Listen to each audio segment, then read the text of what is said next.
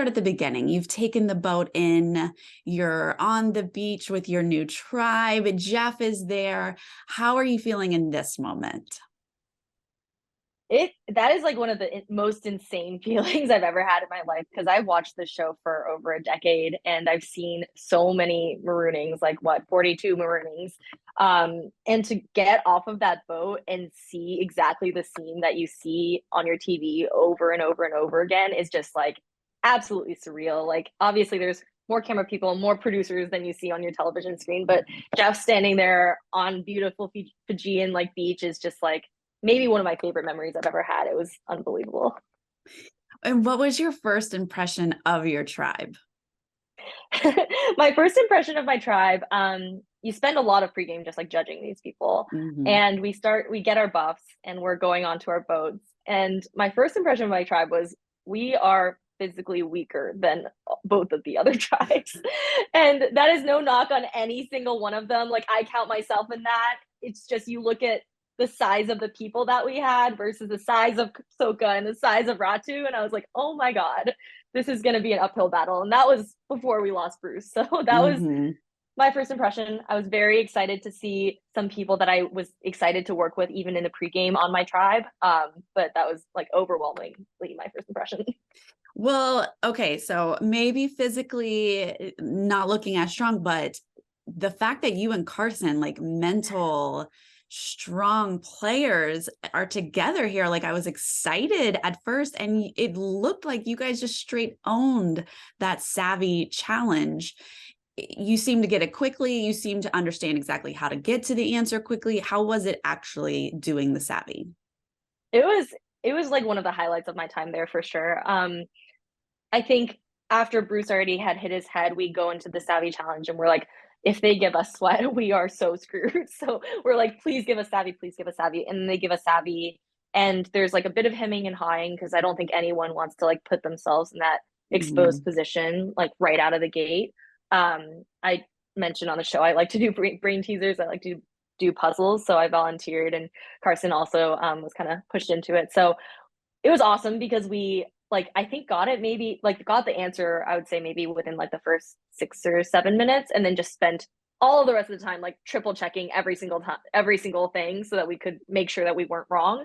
But it was just like euphoria getting it right because it just felt like the first time that things had like gone our way that season.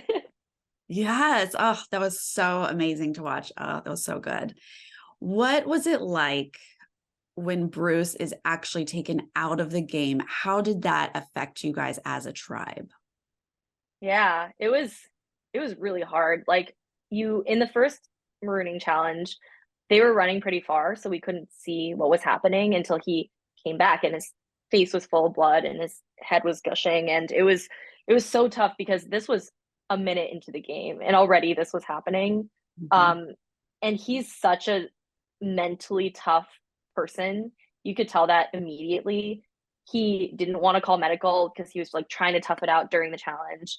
He finally like hits the point where he has to and he like recovers and everything is good and we're like very optimistic that maybe he can make it through it and it's going to be okay. But when we got back to the camp, like seeing how much he was struggling was really hard because like he told us he's been in this process for so long. He was originally supposed to be on 41, now on 44, and this has just been a lifelong dream for him and every single one of us. So I think people see this and they're like, how can you be so emotional? You just met this guy like, a few hours ago or whatever it is. But you're seeing like this person whose dream is the same as yours and like before you even have one night at the camp. And it was just really devastating because like all of us know how much we want this and what that would feel like.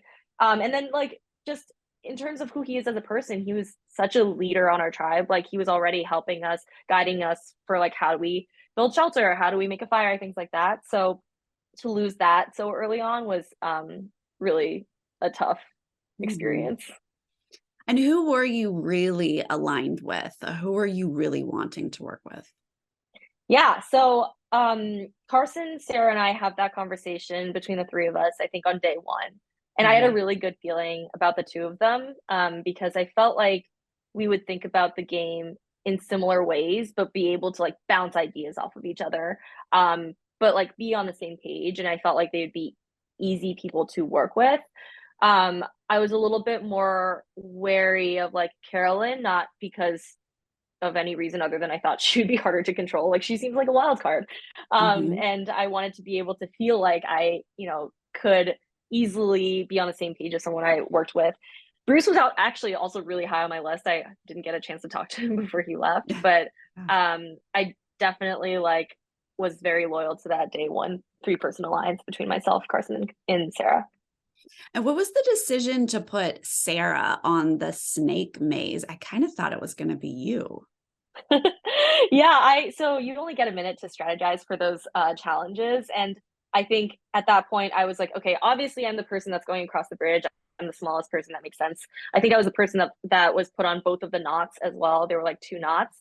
And my tribe also was like, do you want to do the snake? And I was like, I don't know if I can in good faith put myself out there like that much. I already put myself out there Mhm. for the savvy puzzle. I was the puzzle caller for the first one, first immunity challenge, and I was just really scared to give them any reason to want to kick me out and vote me out. So Mhm. the reasoning for Sarah was, I mean, nobody really wanted to do it. It's a very exposed position to be in, but she's tall. She has like long arms, and we thought maybe that would somehow be an advantage. But it's tough to be a doctor and someone who has this in their backyard. So I feel for her.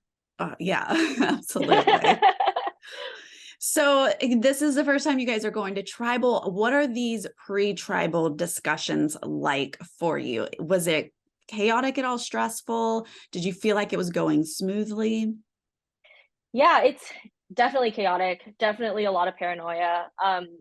When you're going into the first tribal council, you have no history to measure anyone's actions to words against. Like, no one has proven whether you can trust them or not. So all you have is what you're going off. What all you have to go off of is like what people are saying to you and whether you think you can trust them. So there was a lot of different like combinations of people would have different plans that we were talking about. So me, Carson, Sarah would talk about one thing. If me, Carolyn, and Jam were together, we'd talk about another thing. If it was Carson, Jam, and like I don't know, you can understand like every single permutation there was a different plan because of who was in the room. And to add complexity to that, not only are we thinking about like, okay, what if someone plays their shot in the dark? How do we deal with that if that messes up our plan? But also we know that this bird cage is open and like someone probably has something, so like what happens if someone plays an idol, and you're just really trying to like shore up your defenses so that if plan A doesn't work, you're like thinking about plan B or C or D, and somehow like you need to figure out a way for you to move forward in this game. And everyone, at least in my perspective, I felt like everyone was telling me exactly what I wanted to hear, and then I go to tribal and boom. Yeah, right. Yeah. Did you have any idea that Carolyn might have been the one to open the birdcage or find the key? I I mean, I didn't know who had it.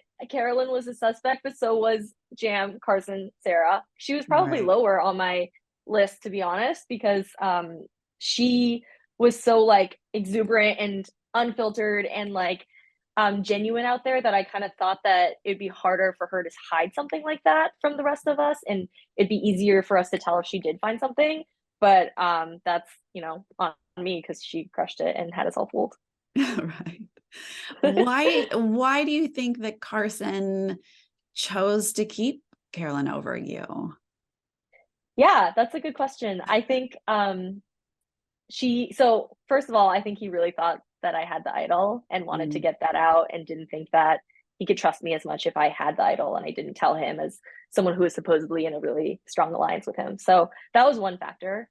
I think another factor is you don't see this quite so much, but I felt like he and Carolyn had a pretty special bond. Like I felt like Carolyn, she's such a devoted mother. You hear about this like poop tooth that she did, dug through to get for her son, and I feel like she saw some parts of like her son in Carson, this like young man who's like maybe a little bit more unsure of himself, or so it seemed on the island. So they had a pretty special bond. I think in my head I was like, okay, this is great. He can get inroads with them if we want to work together in the future. But I probably just underestimated how tight that bond really was. Mhm. Was there anything you could have done differently?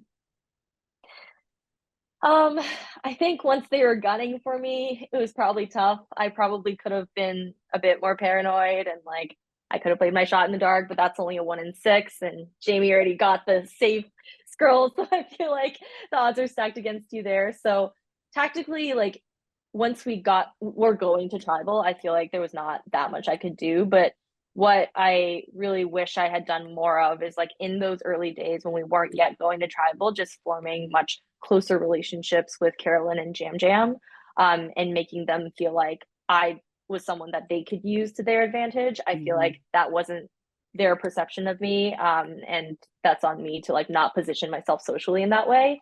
Whereas Carson did a great job of like making both, every single person on the Tika tribe feel like they could use him. Mhm. If you could sum up your whole experience in one word, what would it be? Um, like chaotic. Like I think there was just so much chaos going on at the Tika camp, and you catch a glimpse of some of it just with like all the big characters and big personalities, but even just like the paranoia of our camp, I think every single person came out here wanting to play their absolute hardest, and people were like missing at night, and you'd wake up and you'd be like, okay, there's like one person over here, one person over there, like what's happening?